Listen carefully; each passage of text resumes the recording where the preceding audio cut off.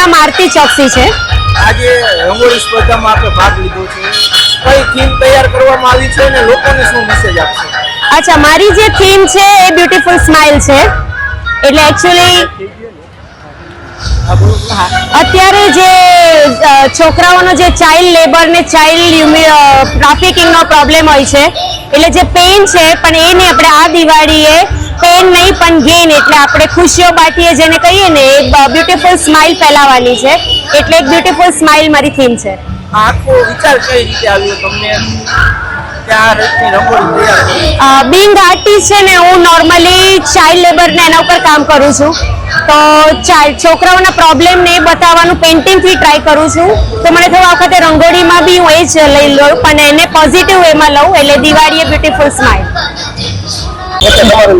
મારું નામ મીનાક્ષી મકવાણા છે. દર વર્ષે રાજકોટ મહાનગરપાલિકા દ્વારા રંગોળીની સ્પર્ધાનું આયોજન કરવામાં આવે છે. આ વર્ષે 2025માં પણ રંગોળી સ્પર્ધાનું આયોજન છે કરવામાં આવ્યું છે અને અમે પાર્ટિસિપેટ કર્યું છે. અને આ વખતે અમે રંગોળી છે ઓપરેશન સિંદૂર ઉપર કરેલી છે.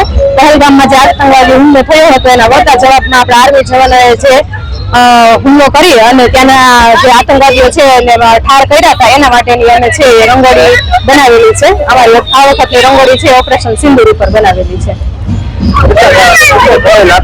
આ રંગોળી બનતા અમે 4 વાગ્યાના કરીએ છીએ. લાગે છે કે 11 વાગ્યા સુધીમાં કમ્પ્લીટ થશે, એટલે 5 થી 7 કલાક જેવો સમય લાગે છે.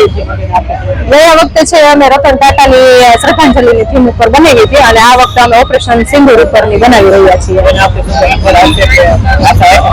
જોઈએ હવે, કેમ કે આ વખતે જે રંગોળી સ્પર્ધા છે એની જે થીમ છે એ સ્વદેશ ઉપર રાખવામાં આવી છે, એટલે લાગે તો છે કેમ કે એપ્રોપ્રિએટ રંગોળી છે સ્વદેશને. પછી જોઈએ હવે.